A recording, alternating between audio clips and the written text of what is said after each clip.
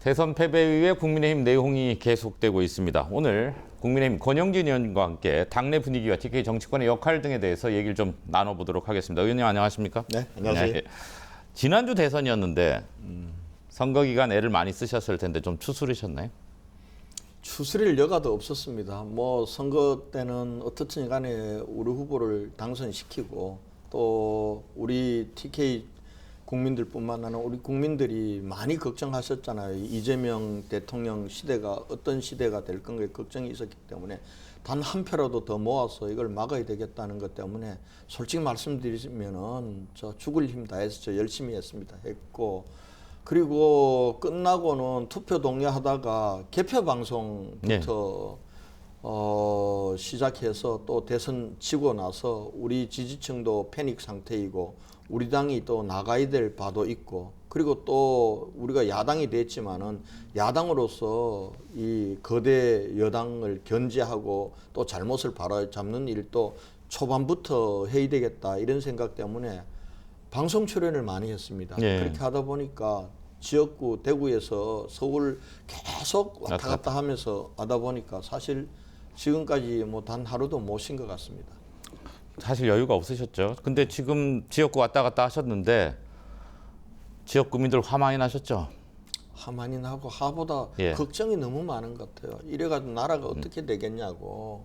그리고 이제 우리 국민의힘에 대해서도 아니 어떻게 이렇게 서로 대선 때도 하나로 못 뭉치고 저렇게 지리멸렬해가지고 이재명 대통령 시대를 만들어줬냐 이런 데 대한 좀 원망 같은 것도 많은 것 같아요. 나라 걱정 그리고 국민의힘에 대한 원망과 안타까움 이런 게 교차해 있는 우리 지역 민심인 것 같습니다. 곤혹스러우실 것 같아요. 근데 방금 이제 여야가 바뀌었습니다. 그죠? 야당으로서의 역할 얘기하셨는데 조금 전에 서울 고법 앞에 갔다 오셨죠. 현장 의총 어떤 의미인가요? 아니 저 어제 이 서울 고등법원 형사 7부에서 이재명 대통령이 과거에 선거법 위반으로 해서 1심은 징역 1년 집행유예 2년 근데 2심은 완전 무죄를 만들었잖아요.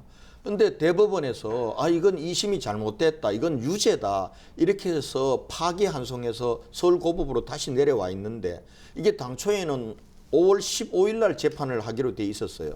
근데 이게 무슨 대통령 선거운동을 보장해준다 그러면서 6월 18일로 연기했던 재판을 어제 이제는 무한정 재판을 하지 않겠다 이렇게 선언을 한 겁니다. 그러면 이건 결과적으로는 만인 앞에 법은 평등해야 되는 거고 선거법 위반은 아시겠지만 633으로 1년 내로 결론을 내도록 돼 있는데 지금 3년 동안 결론도 안 내다가 유죄 취지로 대부분의 파기환송된 것조차도 대통령이 당선됐다는 이유만으로 이걸 안 하겠다고 하니 그럼 죄 지은 사람이 대통령 되면은 죄가 없어지느냐 이런 게 어디 있냐고요. 그걸 재판부가 알아서 지금 바람 앞에 풀잎 들어 눕듯이 굴복하는 거는 사법부의 독립성에 대한 훼손이에요. 그리고 더 문제는 지금 이유가 별로 없는데 헌법 제84조를 들더라고요. 네. 헌법 제84조는 현직 대통령은 내란 또는 외환 이외의 죄는 형사소추를 받지 않는다는 거예요. 현직에 있을 때. 근데 이걸 가지고 마치 형사소추를 재판도 중지되는 걸로 이거는 말이 안 되는 거예요. 과거에 민주당이 2017년도에 홍준표 우리 후보가 대선에 나왔을 때 그때 대법원으로 갔거든요. 그때 민주당에서도 헌법학자들 10명 중에 7명은 이 84조는 기소만 중지되는 거지 재판은 계속되는 거다라고 해서 홍준표 후보가 대통령 되도록 재판 받아야 된다고 얘기했어요. 그리고 지금 대한민국 헌법 주석서에도 2010년도에 만들어진 겁니다. 이건 누가 만든 거냐 하면은 이석연 변호사라고 이번에 민주당 이재명 캠프에서 공동 상임선대위원장 했던 사람이 만든 건데 거기서도 헌법 제84조의 형사소추라 함은 기소를 의미한다고 돼 있어요. 재판은 계속 된다고 돼 있는 거예요. 그리고 우리 한번 한국 표준어 대사전이 있습니다. 그거 열어보면은 형사소추란 게 분명히 나와요. 검사가 공소를 제기하는 것, 기소를 얘기하는 거지 재판이라고 얘기 안 해요. 그러면은 재판은 계속 되는 거예요. 그런데 이걸 법원에서 헌법 해석 자체를 엉뚱하게 마음대로 함부로 해가지고 이재명 대통령에게 면죄부를 준다는 건 이건 사법 정의에도 맞지 않고 헌법 수호에도 맞지 않고 사법부 독립에도 맞지 않는 거기 때문에 우리가 강력히 항의하고 할 거고 앞으로도 이 부분들은 반드시 바로 잡아야 된다. 그렇게 보고 있습니다. 대여 투쟁, 대여 견제 더 하셔야 되는데 당내 상황도 녹록치가 않죠. 지금 김용태 비대위원장의 거취 관련한 얘기부터 좀 해보죠. 그 재선 의원들, 그러니까 권 의원님을 비롯해서요. 일단 김 위원장의 임기를 새 지도부 구성 전까지 연장하자 이렇게 얘기를 하셨어요. 사실 연장하느냐 바로 사퇴하느냐 이게 쟁점이기도 한데 어떤 의미인가요? 이런 거죠. 어차피 지금 우리 다 대선 패배 이후에 원내대표도 사퇴했죠. 예. 비대위원 다 사퇴했죠. 그럼 지도부가 무너진 상태예요. 근데 김용태 비대위원장은 본인이 사퇴하지 않은 다음에는 임기가 지금 6월 말까지 30일까지 예. 정해져 있는 겁니다. 네네. 그러면은 우리가 전당대회는 빨리 해야 되거든요. 그래서 대체로 전당대회는 8월 말 이전에 한다는 거예요. 그럼 앞으로 한 2달간 남은 겁니다. 그럼 2달간 지도부 공백을 둘 수 없으니까 어차피 지금 원내대표 새로 뽑고 그리고 비상대책위원회를 또 구성을 해야 돼요. 네. 비대위원장을 누구를 임명을 해야 된단 말이에요. 그리고 상임전국위원회가 전국위원회를 열어야 돼요. 의결을 해야 그러면은 일각에서는 김용태 비대위원장도 대선 패배에 대한 책임이 있으니 일괄 사퇴하고 이번에 원내대표를 새로 뽑으면 원내대표가 비대위원장까지 겸하자. 네. 그런데 지금 그거는 제가 볼 땐 어려워요. 지금 초반에 우리가 원내대표로서 이재명 정부를 견제하고 할 일도 많고 한데 원내대표가 비대위원장 역할까지 하기가 어렵습니다. 네. 전당대회 준비하고. 준비해야 되니까요. 그러면 어차피 투톱으로 가야 되거든요. 투톱으로 간다고 볼 때 그러면 지금 와서 누구를 비대위원장으로 김용태 위원장이 의원들 모두가 김용태 위원장의 임기를 연장하자 연장하지 말자에 대해서는 이의가 있지만은 그래도 지난 대선 기간 동안 김용태 비대위원장은 아주 어려운 시기에 들어와서 잘했다는 평가예요. 네. 그러면은 김용태 비대위원장 2달이니까 새로운 사람 마땅한 사람도 없는데 연장을 해서 전당대회까지 이게 그냥 관리만 하는 비대위가 아니라 대선 패배에 대한 책임과 우선 긴급하게 가도적으로 혁신해야 될 부분들까지는 맡기자라는 게 이제 어제 재선 의원들의 얘기고요. 이 부분들과 관련해서 이제는 당내에 좀 컨센서스를 마련을 해야죠. 전당대회 뭐 조기 개최라는 표현을 쓰는지 모르겠든 뭐 9월, 뭐 8월 전, 7월 뭐 얘기 나오는데 거기에 대해서는 다 동의하십니까? 의원님들, 국민의힘 의원들. 9월 초 지금 이제 김용태 비대위원장 9월 초까지 해야 된다 그랬는데 그래서 제가 의총에서 나가서 물어봤어요. 9월 왜 9월 초냐? 9월 달 되면 정기국회인데 그랬더니 마지노선이 9월 초다. 자기도 당겨야 된다라고 얘기를 하더라고요. 우리 의원들 사이에서는 실무적으로 준비할 수 있는 기간을 최대한 당겨서 할 수 있으면 7월 말이든 8월 초까지 하자는 게 대부분의 의원들의 컨센서스예요. 이 부분들은 아마 우리가 지금 또 비대위 체제로 지금 소수 야당에 대해서 이런데 빨리 정상적인 지도 체제를 만들어야 된다는 거는 공감입니다. 비대위 체제의 연장을 주장하는 분들도 있지 않나요? 아니요. 없습니까? 그거는 뭐 김재섭 의원이 뭐 12월 달까지 하자라고 얘기를 했다고 그러던데 정작 김재섭 의원은 우리 이 의원총회에서는 발언을 안 했어요. 근데 의원총회에서 발언하는 의원들이 그저께 27명이 있었거든요. 그중에 단 한 명도 비대위 체제를 연장하자는 사람은 없고 빨리 전당대회 열어서 정상적인 지도부 구성해야 된다라는 거고 그게 빠르면 빠르면 좋다는 게 당내의 컨센서스입니다. 다만 그때까지 과도기적인 비대위라는 임시 지도부를 누가 맡아서 할 건가에 대해서는 김용태냐 아니냐라는 이견은 좀 있습니다. 그 상식적으로 들으면 의원님 말씀이 맞는 거 아니에요? 그 기간이 짧은데 누굴 또 그렇죠. 내세워서 또 그 색을 뽑고 구성하고 하는 힘을 쓸 이유가 없잖아요. 전당대회를 해야 하는 거니까. 근데 문제는 아마 김용태 비대위원장이 예. 조금 세심하지 못했던 게 예. 사실은 대선 패배 이후에 비대위 전원 다 사퇴를 했잖아요. 위원장은 사퇴를 안 했어요. 예.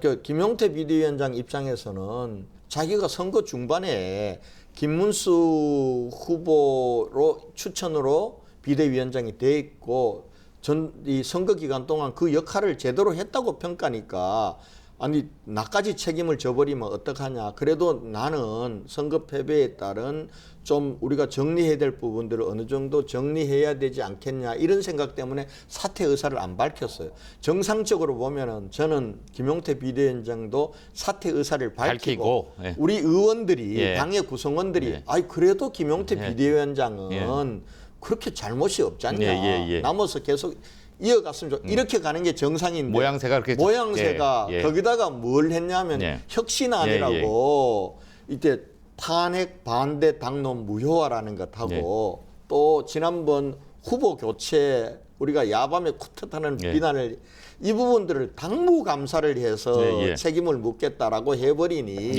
예. 그거에 대한 이견과 저항이 생긴 겁니다. 예. 생긴 건데 저는 이 부분들을 우리가 큰 틀에서 보면 해야 될 일이거든요.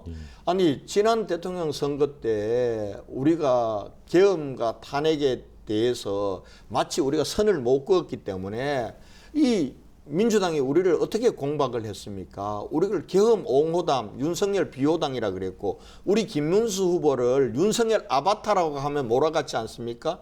중도층들은 상당 부분 영향을 받았습니다. 그리고 우리 지지층들조차도 아니 야밤에 5월 10일 날 새벽 3시에 4시에 그렇게 이 비대위 열어가지고 후보를 김문수에서 한덕수로 교체한 거 우리 지지층 당원들조차도 이거는 못 참겠다 해서 당원 투표에서 부결시켰잖아요. 그리고 선거 때 내내 이 욕을 얻어먹었으면은 저는 이 두 가지 문제와 관련해서는 지금 우리 당이 특히 우리 의원들이 책임이 있는 거예요. 의원들이 그거에 대해서 정말 잘못했습니다. 우리 다시는 안 그래 하겠습니다. 라고 석고대죄하는 게 필요해요. 저는 김용태 위원장이 방법론으로 제기했던 탄핵 반대 당론 무효화와 그리고 후보 교체에 대한 당무감사 방법론은 저는 이견이 있을 수 있다고 봐요. 그러나 그걸 큰 틀에서는 우리가 그걸 하지 않고 우리가 새로운 이 당으로 나갈 수 있습니까? 저는 그런 면에서 그걸 가지고 마치 이렇게 얘기하면은 어떤 꼴이 되냐 하면은 그걸 못 받겠다. 뭐 탄핵 반대 당론 무효화 이게 말이 되냐? 그 다음에 저 당무감사 왜 하냐? 이런 식으로 가버리면은 국민들은 저 달을 가리키면서 저 국민의힘 반성하고 사죄하고 새로 태어나라 그러는데 우리 의원들은 손가락 보면서, 손가락 보면서 욕하는 꼴이 되는 거예요. 예. 그래서 저는 조금의 방법론의 이견은 있지만 큰 틀에서 김용태의 제안을 받아줘야 된다. 그리고 근본적인 혁신, 이 혁신이라는 건요, 우리 당은 해체 수준의 혁신으로 가야 돼요. 그래야 국민들이 쳐다보지. 지금 조금 뭐 포장해가지고 지금 뭐 이 계엄에 대해서 탄핵에 대해서 사과하고 후보 교체에 대해서 사과하고 석고대죄한다고 해서 우리 국민들이 됐어 절대 안 그럽니다. 앞으로 수십 번 아마 사과해야 될 거예요. 그리고 혁신은 다음 새로운 지도부가 들어서면은 당을 재창당한다는 생각을 가지고 그 정도 혁신으로 가야지. 지금 김용태 혁신안은 혁신안도 아니에요, 이거는. 근데 이거조차도 못 받아들이겠다 그러면은 국민들이 우리 당을 용납하겠어요. 저는 그런 부분에서 우리 당의 구성원, 특히 의원들이 정말 제대로 이번에 생각해야 된다라는. 근데 이제 의원님 말씀은 이해가 되는데 당내에서는 뭐 말씀을 하든 안 하든 생각이 다 다른 것 같고 당장 대구 경북 의원들도 지금 말씀에 대체로 동의한다고 보십니까? 아니면 조금 다른 생각이나 결이 다르다고 보세요? 결이 다른 의원들도 있어요. 있죠. 예. 어제 모였던 김승수 의원은 예. 저하고 생각이 같아요. 같고 또 우재준 의원도 비슷한 것 같고 그 나머지 의원들은 좀 말을 아끼거나 그러니까요. 또 반대하는 다른 생각을 가지고 있는데 이 부분들을 그리고 우리 의원들이 이걸 모아내지 못하면은 그리고 이걸 가지고 계속 갑론을박만 하고 결론은 안 내면은 우리 당은 국민들로부터 뿐만 아니라 우리 지지자들로부터 버림받을 거예요. 그래서 지금은 어떻든지 간에 우리가 대선 패배에 늪에서 또 길게 보면은 계엄과 탄핵 그리고 대선 패배라는 이 늪으로부터 혼자 나오려고 발버둥 치면 안 된다. 네. 같이 나와야 된다. 그러려면은 김용태 비대위원장의 제안이 방법론적으로 좀 부족하고 문제가 있으면 그건 보완하면 돼요. 그러나 그 정신과 취지마저도 그걸 거부하고는 우리 당이 살아남을 수가 없다. 저는 그렇게 생각해요. 지금 재선 의원들이 모이셔서 이런 의견을 내는 것도 어려우셨겠지만 이걸 설득해가는 과정이 정말 어떤 프로세스로 갈지 사실 잘 모르겠습니다. 저도 정치부를 했는데 그리고 이게 그 원내대표 선거를 끝낼 때까지 그냥 가고 원내가 새로 들어오면 그때 논의가 다시 시작되는 이런 그 과정으로 진행이 되나요? 어떻게 봐야 되나요? 근데 지금 이제 걱정스러운 게 물론 원내대표가 정말 우리 당의 미래에 대해서 어떻게 갈까 길을 잘 알고 그리고 더 이상 우리가 과거로 돌아가는 기득권에 연연하는 당이 안 된다. 우리의 잘못에서는 분명히 잘못을 하고 미래로 가려면 과거하고의 절연할 것은 절연하고 그리고 혁신으로 나가야 된다. 이런 기조 하에서 원내대표가 들어서면은 그 원내대표가 자 그러면은 저 김용태 비대위원장을 다른 나 혼자 내가 비대위원장도 하고 원내대표 하기는 지금 벅차고 그리고 대여 투쟁을 위해서도 스피커가 2개인 게 맞다. 그래서 비대위원장은 대여 투쟁과 그리고 또 한편으로는 이 전대 준비를 하고 나는 원내 사항을 가지고 대여 투쟁하는데 전념하겠다. 이렇게 해서 그 비대위원장으로 다른 사람도 없으니 없고 우리 젊은 김용태 비대위원장이 잘했으니 나는 비대위원장으로 갔으면 좋겠다라고 해서 6월 30일 만료되는 김용태 비대위원장을 7월 1일부터 다음 전당대회까지 그렇게 가면은 제일 좋아요. 제일 좋은데 만약 지금 조금 걱정스러운 게 있어요. 이게 원내대표 선거가 또 계파 간의 갈등이 되고 기득권을 유지하고 방어하려고 하는 걸로 간다면은 그 원내대표가 되어서 또 다른 생각을 해버리면은 그래서 제 생각은 원내대표를 뽑기 전에 큰 틀에서 우리가 의원총회가 방향을 잡아줘야 된다. 그런 생각입니다. 그게 가능은 합니까? 그걸 하도록 만들어야죠. 이게 뭐 보통은 논의를 막 하시다가 자 이런 뜻을 담아서 당 지도부가 일임을 하든지 뭐 이런 식의 보통 프로세스인데 지금은 그럴 수도 없는 거 아닙니까? 좀. 근데 우선 타협 안으로 나올 수가 있다고 봐요. 다음 원내대표 새로운 비대위 구성과 관련해서는 그보다는 첫 번째 전당대회는 늦어도 8월 말 8월 중순 이전에 해서 새로운 지도부를 구성한다.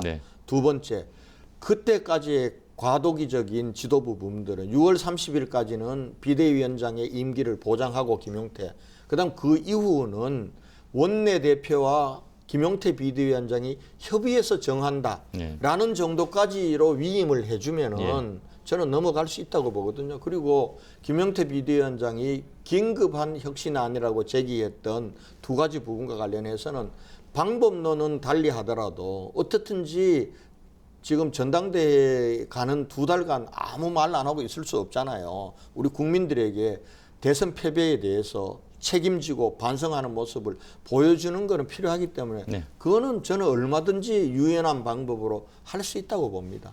그런 식으로 우리가 정치적 합의를 해내야 되죠. 그렇지 않으면 저는 당원들한테 여쭤봐야 된다고 봐요.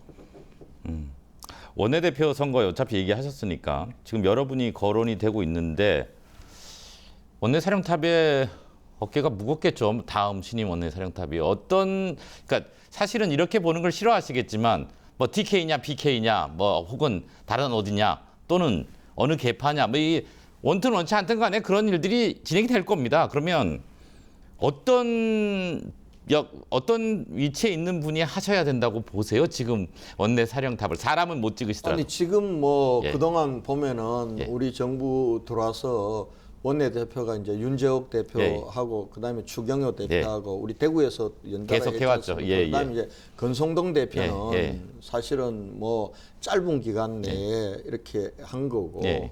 그다음에 이제 새롭게 우리가 야당이 되고 난 이후에 새로운 원내 사령탑을 구성하잖아요. 구성하는데 저는 이걸 가지고 영남하면 안 된다. 이거는 안 된다고 봐요. 그런 기준으로 보면은 지금 영남 의원들이 우리 당의 절반이 넘습니다. 네, 네. 그러니까 아니 영남 의원들 많은 게 영남 우리 주민들 책임입니까? 수도권을 방어 못한 우리 당의 책임이지 왜 영남은 안 된다는 논리로 가냐 이거예요. 나는 지역 간에 어디는 되고 안 된다 이 논리는 잘못됐다고 봐요. 네. 그런 면에서 저는 뭐 우리 TK에서도 나올 수 있고 네. 또 부울경 영남에서 나올 예, 수 있고 그렇지 않고 수도권에 좋은 의원이 있으면 수도권에서 해도 된다고 봐요. 그거는 관계가 없는데 네. 문제는 해서는 안 될 부분들은 개파 간 대리전으로 가면 안 된다. 원내대표 선거가. 원내대표 선거 이거는 망하는 거다. 예, 당이 예. 개파 대리전으로 가면 그거 조심하고 막아야 될 것 같고요. 그리고 또 한편으로는 이게 무슨 3선 4선 중진이 해야 된다. 예. 이것도 저는 초월해야 된다고 봐요. 평상시 같으면은 경험 많은 3, 4선이나 다선이 뭐 하는 것을 우리가 뭐 익스큐즈 받아들일 수 있다 하더라도 지금 비상시기거든요. 예. 저는 초선, 재선, 3선, 4선 할 것 없이 통틀어 놓고 예. 지금 우리에게 주어진 두 가지를 분명히 해야 돼요. 당이 지금 분열돼 있어요. 통합해야 돼요. 그리고 대선 패배로부터 우리가 혁신하지 않으면은 우리가 이길 수가 없어요. 통합과 혁신이라는 과제가 있는 데다가 우리가 소수 야당이 됐잖아요. 다수 거대 여당을 상대로 우리가 야당의 역할을 해야 돼요.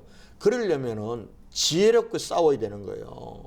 지혜롭게 싸우지 않으면은 우리가 이 견제할 수가 없어요.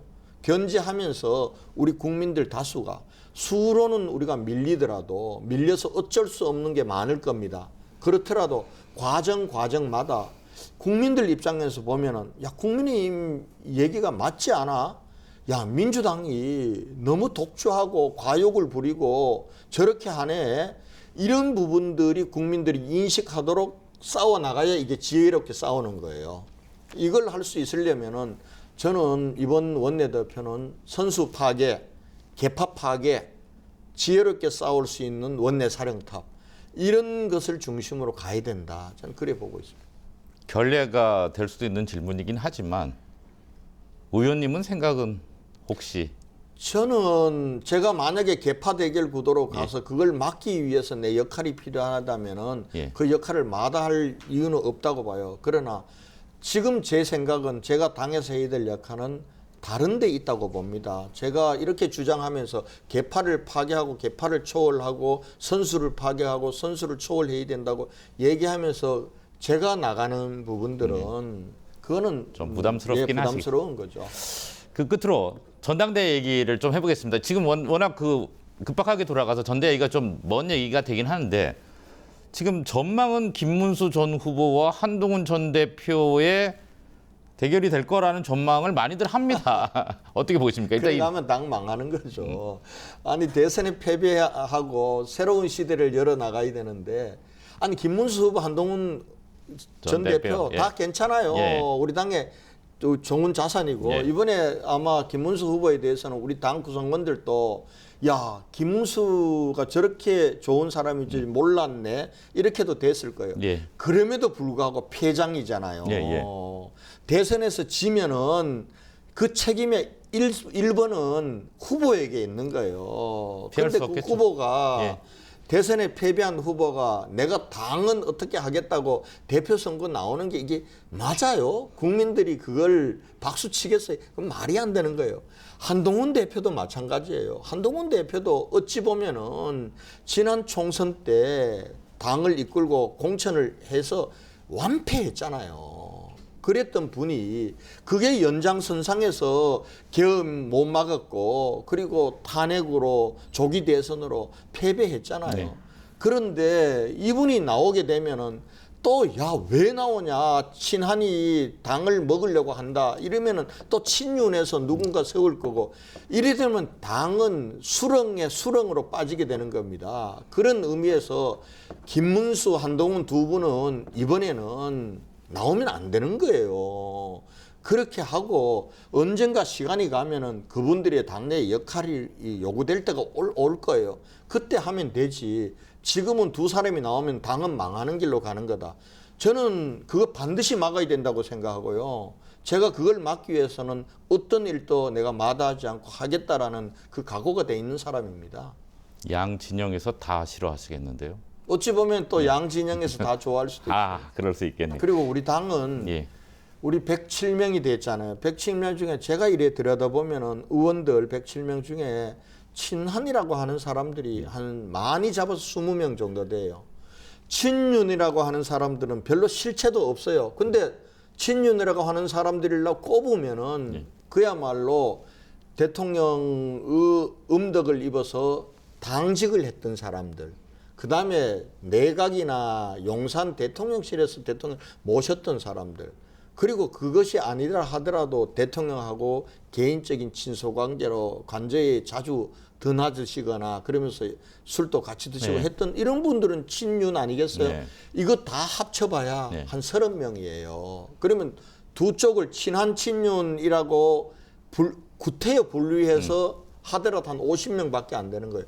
나머지 57명은 그것으로 자유롭고 당을 걱정하는 의원들이 있는 겁니다. 저는 이 의원들이 만약에 친한 친윤으로 분류된 의원들이 당의 방향을 제대로 잡지 못하고 당을 과거로 퇴행시키는 그런 선택을 하고 그런 행동을 하면은 나머지 의원들이 당을 바로 잡아줄 거라고 보고요. 그보다 국회의원들보다 더 소중한 우리 당의 당원들. 당원입니다. 예, 당원들. 우리 당원들이 대단한 사람이에요. 예, 지난번에 한번 야방 쿠데타로 당 지도부가 했던 후보 교체 그 당원들이 예, 막아서 예, 부결시켜버리잖아요. 예. 우리 당원들이 친한 친윤 갈등의 각오로 퇴행하는 거 이거 우리 당원들이 용납 안 하실 거예요. 당원들 믿어야 된다고 봅니다. 저는. 네, 오늘 전 시간 고맙습니다. 여기까지 듣기로 하고요. 자주 모시고 얘기 듣도록 하겠습니다. 네. 나와주셔서 고맙습니다. 감사합니다.